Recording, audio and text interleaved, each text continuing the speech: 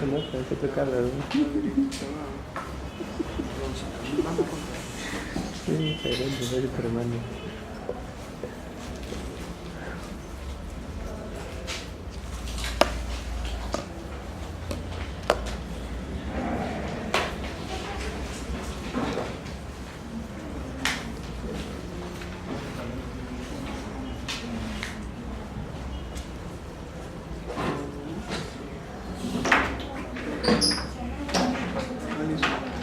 Claro, cómo no.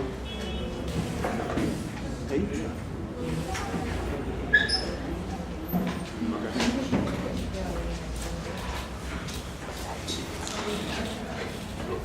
Muy bien, señores, siendo las 12:20, vamos a empezar.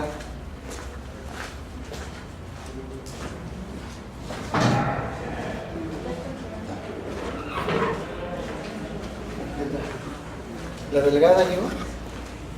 No, No llegó la delegada.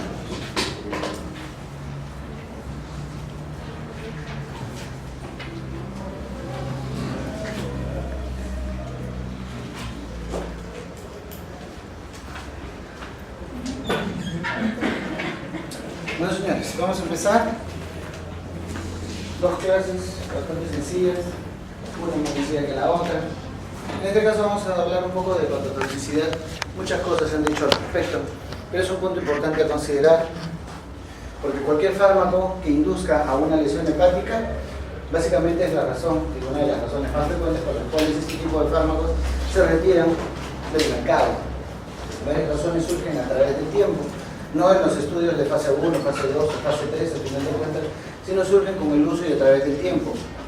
Se considera que más del 50% de los casos de falla hepática aguda en Estados Unidos son debidos justamente a una hepatotoxicidad aguda por algún fármaco.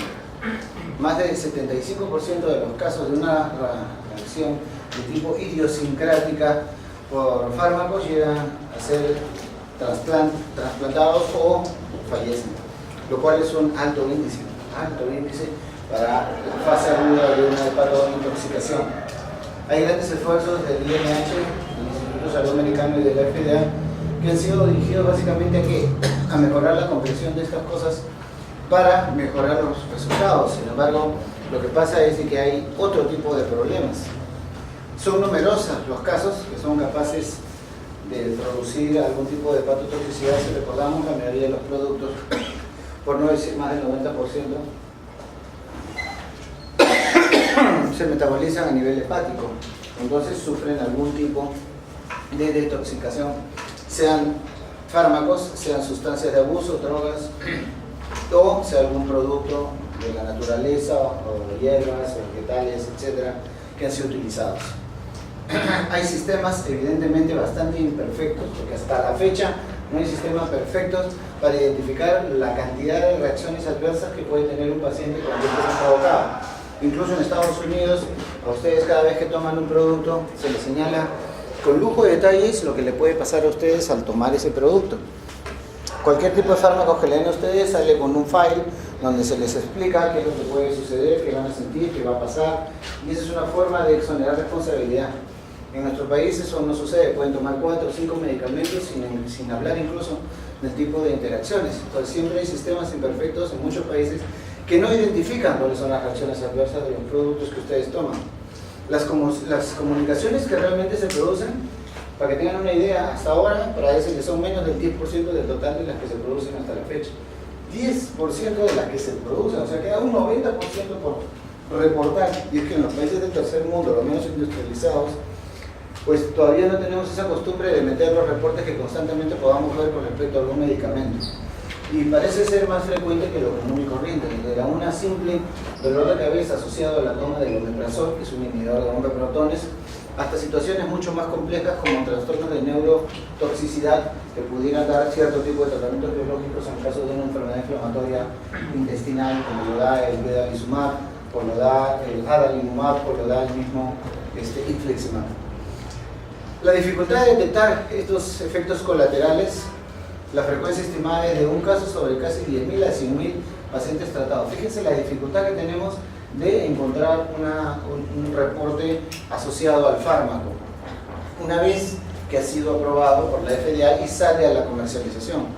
Y por último, siempre hay una identificación tardía, inequívoca, pero tardía, de que tal efecto es producto de un producto. La incidencia va de 10 a 400 pacientes sobre 1 millón de habitantes. La mortalidad supera el 10% en los casos de gravedad. Y es un diagnóstico difícil que no tiene aparentemente criterios específicos o orientativos. Incluso se ha creado un score. Se ha creado un score donde con diversos puntajes ustedes van sacando la probabilidad de que ese paciente está teniendo algún problema por los fármacos que está tomando. Entonces, se habla de los criterios. ¿Cuáles son los criterios para decidir si lo que está pasando el paciente en estos momentos llena este concepto de hepatotoxicidad? Uno de ellos es el periodo de latencia. Fíjense cómo va el periodo de latencia. El periodo de latencia va de 5 días aproximadamente a 90 días, o sea, 3 meses. 3 meses aproximadamente, desde el comienzo de que uno administra algún producto, y no más de 15 días para algunas reacciones que el perfil bioquímico nos diga que son de tipo hepatocelular, o de 30 días si el componente del perfil bioquímico nos habla de un problema más de tipo colestásico. Estas cositas hay que tenerlas en mente. ¿Por qué? Porque cuando yo veo a un paciente con un trastorno de hipertransaminasemia o con trastorno de ictericia EAD, yo tengo que preguntar por fármacos mucho más atrás. No puedo preguntar, oye, ¿y qué has tomado recientemente? Y quedarme con la anamnesis de que, oye, ¿y hace un mes has tomado algo? No. Quiere decir que yo tengo que proyectarme incluso hasta 3 meses atrás, que tomó, que consumió, antes de pensar en cortar la anamnesis al primer mes o a la semana o a los 15 días. Básicamente tiene un comportamiento clínico, bioquímico e histológico que es muy semejante a los ya reportados anteriormente para alguna reacción para ese fármaco. O sea, aparentemente antes ya tiene alguna historia. Ya alguien lo reportó y eso es lo que hay que buscar. ¿Qué hay? Hay mejoría si es que yo suspendo el medicamento sospechoso. Si yo sospecho que tal medicamento que yo empecé me está produciendo el problema, hay que suspenderlo. Lo que va a haber es mejoría después de esa suspensión. Una mejoría que puede tardar días. No es que necesariamente al día siguiente, no vayan a esperar de que esta reacción es inmediata. Hay exclusión, en todo caso, de que exista alguna otra causa. Por ejemplo, que se haya metido un virus por ahí. Uno cree esas cosas improbables. De verdad que cree uno que es improbable en muchos casos. Y entonces, por ejemplo, me pasa con un paciente que fue operado de vesícula. Lo operan de vesícula y le ponen su tratamiento antibiótico porque me hizo una peritonitis, la vesícula reventó, se gangrenó y viene una peritonitis bacteriana, lo operan, le sacan la vesícula, le ponen drenes y el paciente en el interín comienza a elevar transaminasas. 2, 3 días y el paciente se tira transaminasas arriba. Recibía antiinflamatorios, ketoprofeno, endovenoso, pasado por Volutrol, tenía ceftriaxona, metronidazol, todos potencialmente probables de elevarme algún tipo de problema. Había que descartar si esto era medicamentoso, si era producto de alguna complicación o había algo que hubiera estado gestionando este problema. Que nos vamos a la exclusión, vamos a descartar de que no existan otras cosas. Y cuando vamos al descarte, lo increíble de todo esto es que durante la operación el paciente se contaminó. ¿Y se contaminó de qué? De un virus B. Y se contaminó un virus B, ¿qué me hizo? Me hizo una fase aguda, me hizo una hepatitis aguda postoperatoria de un virus B. ¿Qué pena, no? O sea, alguien más tuvo que haber tenido contacto con el virus y con el paciente. Un problemón, porque el paciente salió con una hepatitis viral aguda. Entonces la exclusión es muy importante. Los factores de riesgo que pueden agrandar es el alcoholismo, la gestación y que sean pacientes mayores de 50 a 55 años. El alcoholismo es uno de ellos. ¿Quién es el principal presentador de los antígenos al sistema inmunológico? El alcohol, señores, el alcohol.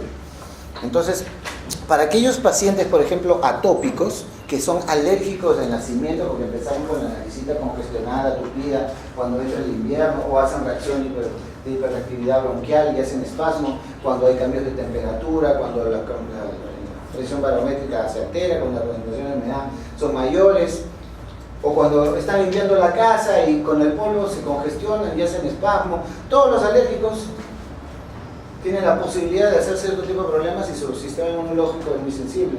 Y por ejemplo, aquellos que les gusta el cevichito, ¿no? Si les gusta el fulbito, les gusta el fulvaso. No siempre es directamente proporcional, pero con el fulbito viene el fulvaso y con el fulvaso viene el cevichito de fin de semana, ¿no? El arrocito con mariscos. Y esas son proteínas anómalas pesadas, que cuando viene con su chelita, ¿no? Con su alcohol de por medio. El alcohol presenta estos antígenos en un sistema inmunológico que ya está previamente establecido. Con el tiempo viene y aumenta la posibilidad de que comience a caerles mal el pescado o los mariscos, como sucede con muchas personas que me hacen alergia alimentaria. Entonces viene la alergia alimentaria porque cada vez que come pescado o mariscos comienza a vomitar, empieza con diarreas, está con cólicos. Y esa situación se repite no solo en cualquier restaurante, porque lo primero que piensan es, pucha, me cayó mal, será porque lo acabo de comer aquí en la esquina donde mi compañero de Carretilla María. Pero, pues, vamos a probar en una casa, se va al muelle y de repente un punto azul, también le vuelve a caer mal y le dice a su mamá, ¿sabes qué? Vamos a comprar un pescadito, pero así pasa por 3, 4 antes de convencerse que ese paciente tendrá ya instalada una alergia alimentaria. Entonces, ojo, porque es el alcohol el gran presentador de los antígenos ante el sistema inmunológico. Y el punto importante es que hay recaída si se administra el nuevo medicamento en forma accidental. Ese es un punto importante porque así como hay mejoría al retirar, hay recaída al volver a instalar. Con esto hay que tener mucho cuidado. Normalmente esto es de forma accidental, no es de forma provocada. Nadie va a hacer experimentos en el ser humano de esta naturaleza, ¿no? Si digo que le cae mal, produce hipertransaminasemia, quiero decir, a ver, ¿será eso lo que le cayó mal?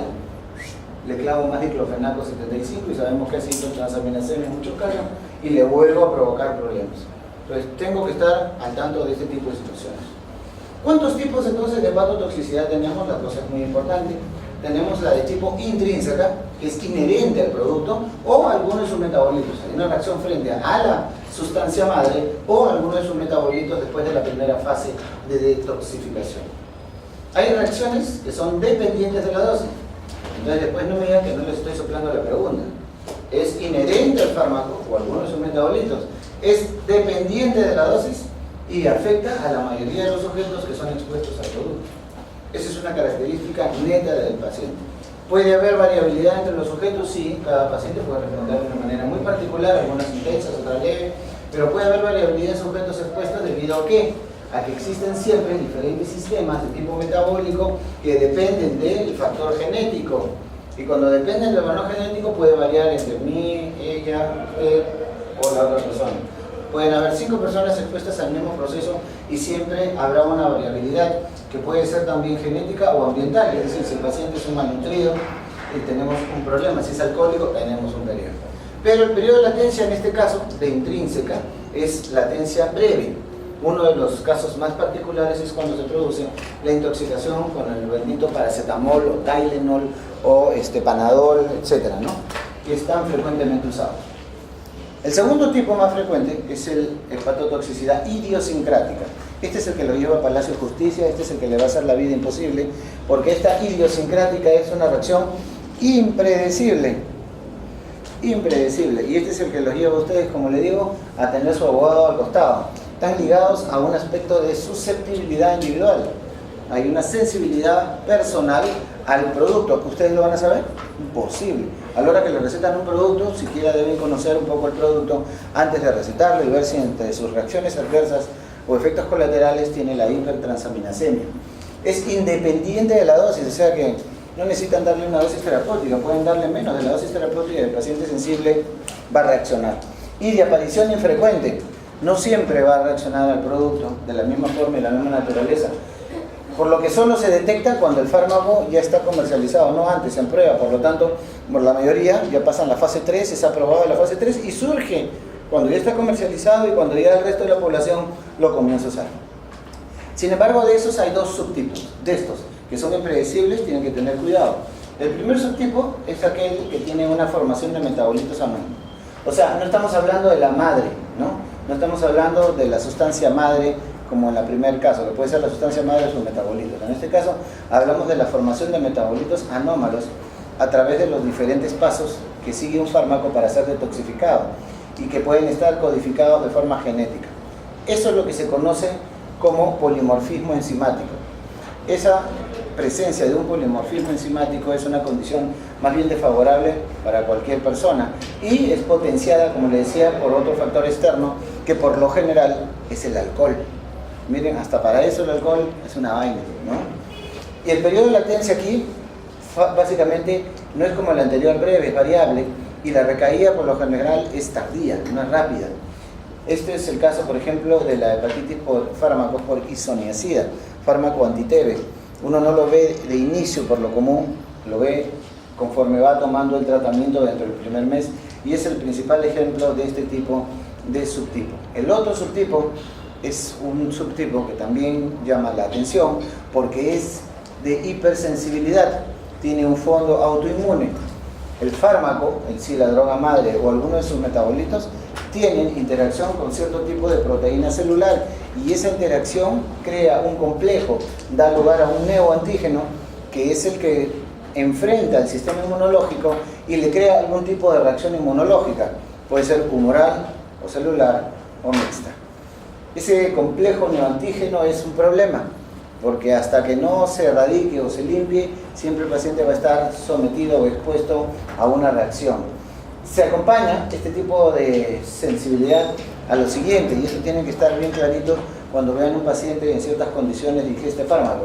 Hay erupción cutánea, difusa, no está localizada en un área, sino que puede estar en un área debajo de la ropa, fuera de la ropa, puede estar en un área fuera de contacto, no solo los bordes de la ropa, para ir descartando todo lo que pueda ser actínica, todo lo que puede hacer por acumulación de detergente, etc.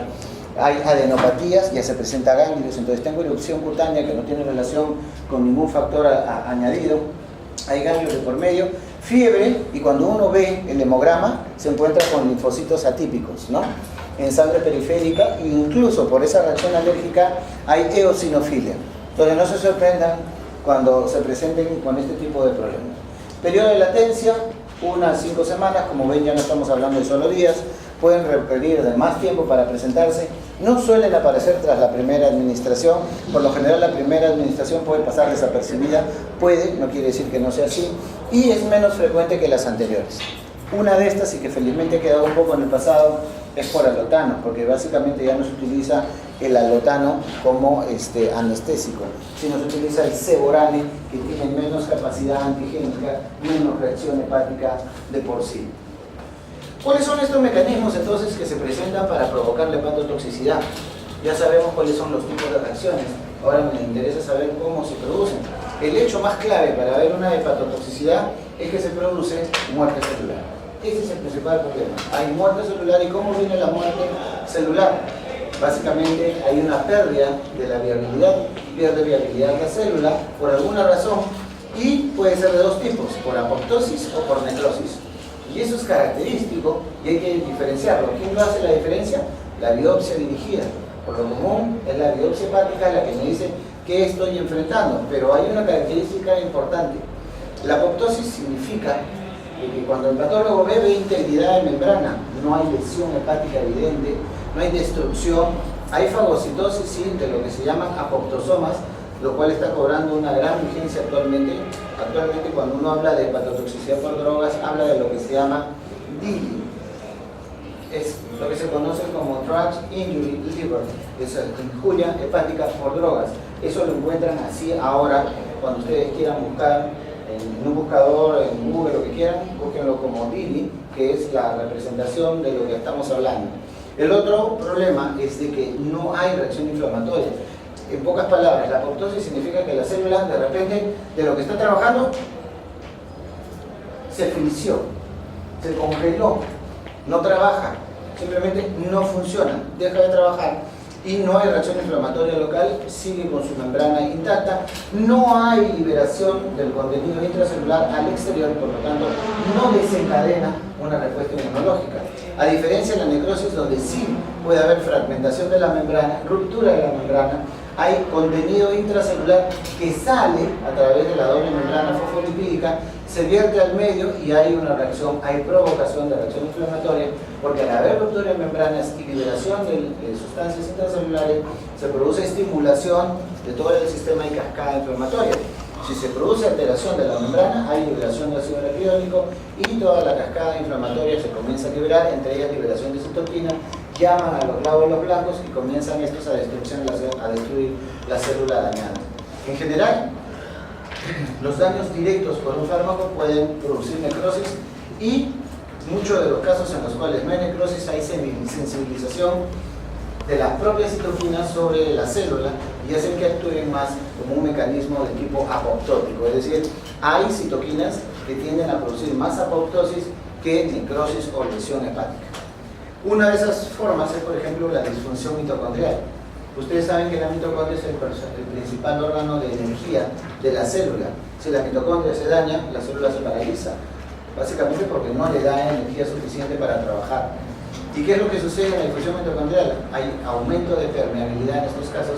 Y fíjense, activación y liberación de ciertos factores que están dentro de la mitocondria y que producen apoptosis de la célula. Entonces, si la célula, en este caso la mitocondria, que es el principal motor, sufre de lesión, puede liberar factores proapoptóticos del tipo caspasa y citocromo C. Ahora lo vamos a ver, porque cuando el citocromo C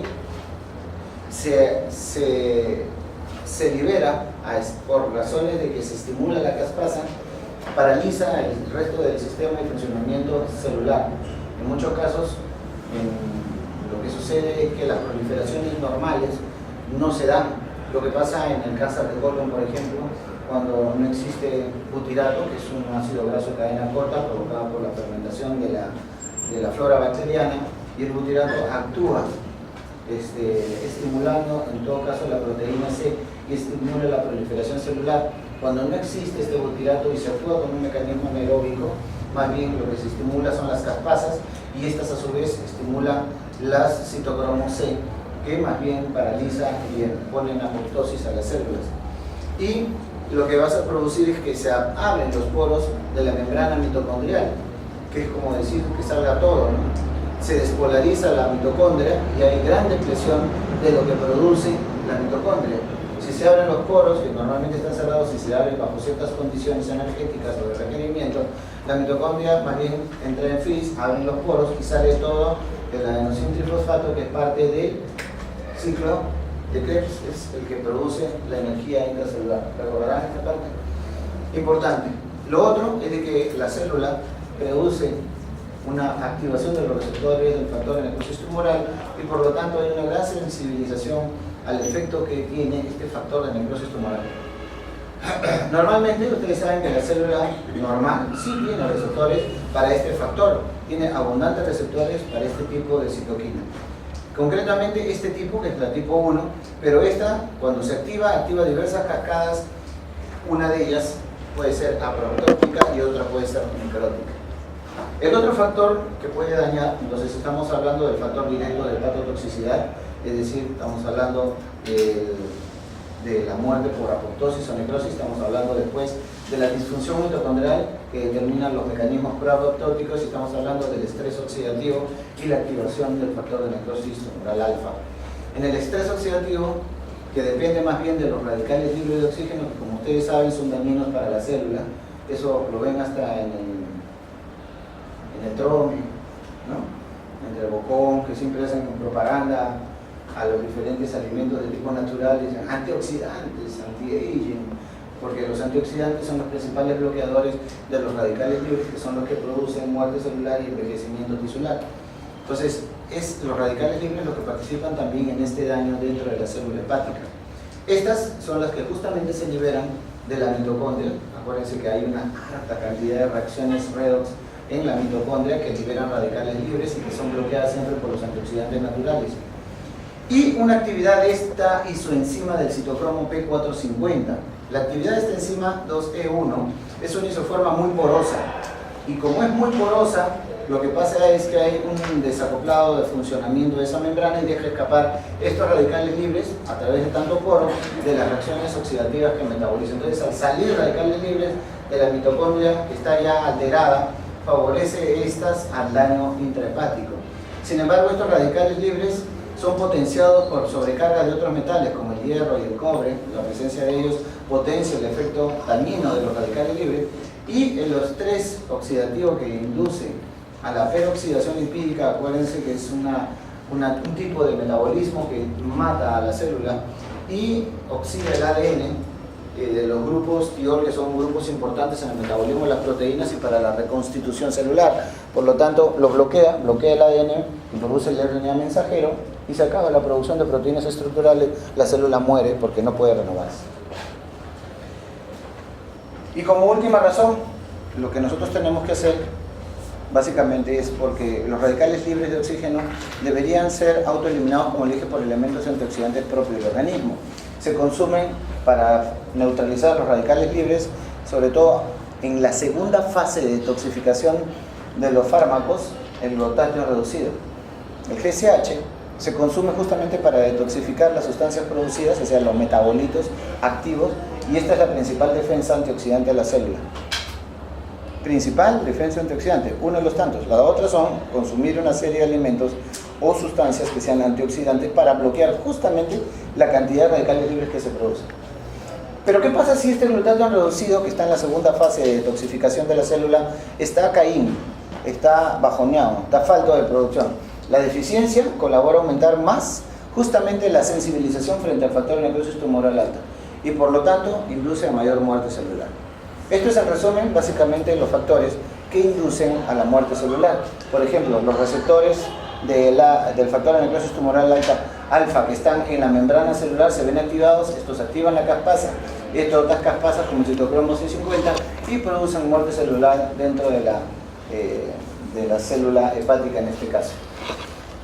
Otro factor que produce las drogas básicamente es la inhibición de la detoxidación, que es la respiración de la célula a través de la mitocondria. Esto es la activación del P450 activando el citocromo 2A37 o el 23A7A3, porque estos citocromos, como les digo, tienen una propiedad microporosa. Esto es cuando se estimulan los receptores de la droga dependiendo cómo vayan a funcionar. Entonces, la célula se encuentra realmente en una situación bastante delicada cuando viene un producto que se metaboliza por ahí y tanto la droga madre como los metabolitos producidos son tan agresivos sobre una persona realmente sensible, susceptible. Y fíjense la cantidad de drogas que pueden ocasionar algún problema. Si sabemos que el 90% se metaboliza en el hígado, miren lo que pueden producir lesiones, por ejemplo, de tipo colestásico, donde vemos bilirubinas aumentadas, donde vemos fosfatasa alcalina elevada, gamma-glutamina elevada, de captopril, celecoxib, estrógenos, heparina, de tipo inflamatoria permanente, por ejemplo, el ácido clavulánico tan usado en otitis, en faringitis, la atorvastatina para los de colesterol, etc. Colestasis de otro tipo, adutopénica con angiolítica, son diagnósticos que vienen con la biopsia hepática, porque ante todo paciente con colestasis termina haciéndose biopsia hepática. Todo paciente termina en esto porque se ven muchos casos de problemas de colangiopatías primarias que no son problemas de tipo tóxico medicamentoso. Hay un tipo de colestasis que destruye los conductos de la unidad funcional, que es como el detroxpropoxifeno, que es un antitusígeno, que viene en algunos jarabes para la tos.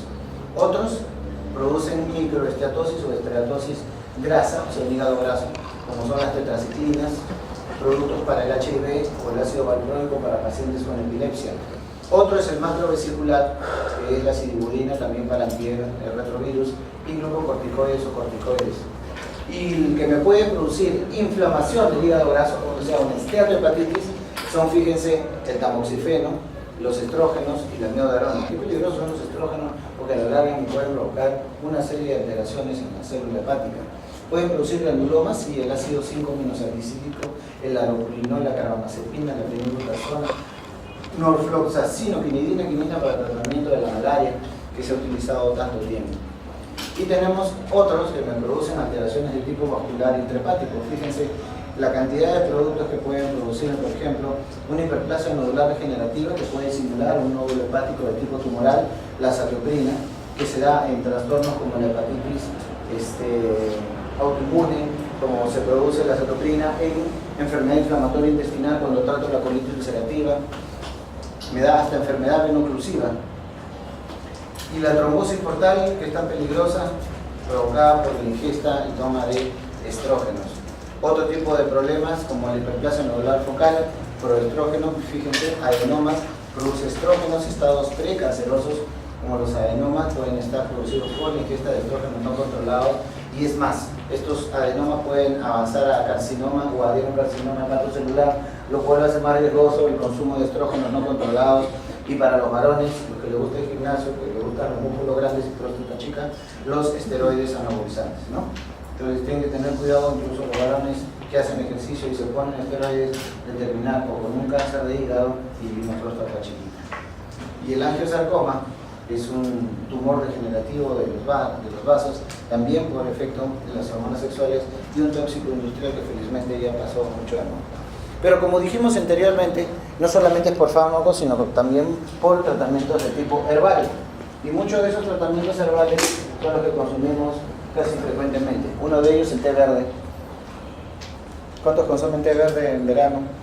Porque heladito es rico, ¿no? Un té verde con piña, un té verde con manzana. Chévere, ¿no? Sobre todo que es, ¿cómo dicen? Quemante, ¿no? Baja las grasas, baja de peso si lo consumen. Tengan cuidado porque el té verde ha producido hepatitis, necrosis hepatocelular, ¿no? En las cantidades que uno tome una botellita está bien, pero en cantidades acumulativas hay mayores concentraciones de este tipo de toxina y produce hepatitis de tipo degenerativa y hasta colestasis. Lo que tomamos en una simple botellita, felizmente, considerando esto, fue retirado en el mercado en Estados Unidos y en España por la cantidad de hepatopatías tóxicas de tipo necrocelular que ocasionaba. Pero actualmente, felizmente, se ha reducido el nivel y concentración del té verde dentro de este tipo de botellas, así que no vemos ya con facilidad este tipo de consumos. Lo hemos visto cuando estas botellitas las consumen 3 veces por día, todos los días, durante meses, porque quieren bajar de peso, están en el gimnasio, y eso sí es otra cosa. Para los que consumen cáscara sagrada, estreñidas o estreñidos, y consuman la cáscara sagrada, también van a tener ciertos problemitas de hacerme trastornos más de tipo colestásico que parenquimal. Para los estreñidos también, que consumen hojas de sen, ¿no? Las hojas de sen tienen esta sustancia que es la glutófila, que produce también cuadros necróticos agudos dentro del hígado. El camelio, como antiinflamatorio, otro tipo de productos como la crotolaria, el arsenesio vulgaris, etcétera, que son una serie de plantas que por lo general se utilizan de forma antiinflamatoria y para romper el estreñimiento. Y para no olvidar lo que los caseritos del día, los del fin de semana, el éxtasis, ¿no? Que produce un gran nivel de deshidratación, que puede producir rhabdomiolisis, coagulopatías, insuficiencia renal, sobre todos los procesos aparte. Y los que se talquean de vez en cuando, mucho cuidado porque también produce trastornos, fíjense, desde sequedad de boca, sudoración, midriasis, hipertensión, dolor de cabeza, complicaciones cardíacas que llevan hasta el infarto y ruptura de vasos por la hipertensión, accidentes cerebrovasculares, accidentes hemorrágicos, y también está descrita la muerte súbita o parada respiratoria por la sobreestimulación.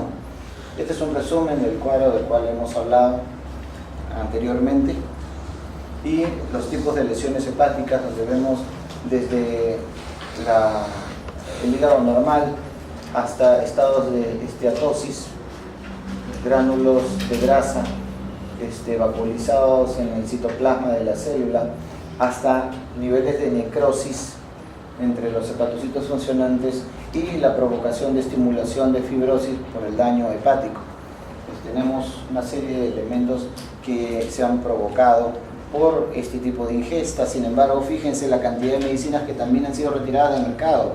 Estos son una serie de productos que se retiraron a través del tiempo justamente porque después de haber sido probados se detectó su presencia. Uno de ellos, el trofloxacino, una quinolona, no andaba muy bien en infecciones respiratorias altas, oído medio, etc. Y en el 99 se intentó retirar un producto muy bueno, que era la nimesulida, tenía una buena acción antiinflamatoria, analgésica, y no lesionaba mucho el tracto gastrointestinal, pero sí me traía problemas de tipo de hepatotoxicidad hepático y trastornos de tipo renal bastante marcados. El resto, como les dije, el extracto etanólico seco del té verde se concentró en muchos productos, y esto trajo el retiro de estos extractos concentrados en el año 2003 en Estados Unidos y Europa. Sin embargo, se ha seguido usando de una manera deshabitual en ambos sitios. Entonces, como ven, hay un producto como que me estaba olvidando, que es la clormexazona, que es un relajante de la musculatura esquelética, y ustedes saben qué producto actual nosotros seguimos vendiendo que lo tiene. Búsquenlo, tenemos un producto actual en el mercado, no uno, varios, que tienen la clormexazona asociada a paracetamol como un producto relajante muscular, mientras otros lo eliminan del mercado desde hace años, 20 años atrás, nosotros lo seguimos usando, ¿no? Somos la muerte. Entonces, ya saben, existe una serie de elementos que producen trastornos de tipo hepatocelular y colestásicos y de los cuales tenemos que tener siempre puesta la visión. Hace muchos años atrás, aproximadamente desde el 2010, tuve un paciente que tenía una fisura anal. El paciente tenía dolor constante y usaba Celecoxib. El Celecoxib dice que le caía bien, que no le dañaba el estómago y le calmaba el dolor. Ok, eso quiere decir que si usaba el Celecoxib estaba más tranquilo. Entonces se le operó de la fisura para que estuviera tranquilo y no estuviera usando el Celecoxib. Como él decía que el Celecoxib le caía bien, y sabemos nosotros que es un inhibidor COX selectivo y que no ocasiona tanto problema a nivel renal y que si baja la molestia está bien utilizado, entonces nosotros tratamos de utilizar el Celecoxib. Acá está. ¿Y qué pasó? Que una vez que fue operado, tomó vía oral y a los 2 días de estar tomando ya, ¡pum!, se pone ictérico. Entonces se puso ictérico y nosotros buscábamos qué producto de lo que estaba tomando, a excepción del analgésico y de los antibióticos, me podían provocar algún tipo de reacción y no teníamos ninguno. No sabíamos de dónde, le hicimos bif, lo hicimos todo y no teníamos. El único que podía haberme presentado algo, aparte del antibiótico que fue ciprometro, para matarme productos bacterianos gram negativos y anaeroides, eran los antibióticos, del cual no teníamos ningún reporte. Pero del Celecoxib comenzamos a encontrar un par de reportes aislados en la web. Reportes aislados, no estaba diciendo de esto. Hasta que nos comenzamos a meter a través del tiempo. Retiramos el Celecoxib y el paciente mejoró, se quitó la ictericia y tuvimos que cambiar de antiinflamatorio. Entonces, siguiendo buscando qué pasó, nos encontramos que el Celecoxib producía un cuadro de histericia colestásica. No sabíamos que eso podría, solo encontramos un par de casos reportados y actualmente ya se reporta el Celecoxib, incluso está en su posología, que puede producir este tipo de trastornos. Con los cuales quería darles ejemplos de lo que se produce a través de los años. Todos los productos también salen de esta categoría y pueden entrar a la otra. No se olviden, hagan la anamnesis más adecuada frente a algún problema de elevación de transaminasas o problema de bilirrubinas con fosfatasa y gamma-glutamil, que no sea obstructivo, que la ecografía dice que no hay nada, que todo es un trastorno hepatocelular. Acuérdense de buscar hierbas, tóxicos, alcohol, medicamentos, siempre. Algo por ahí los va a sorprender.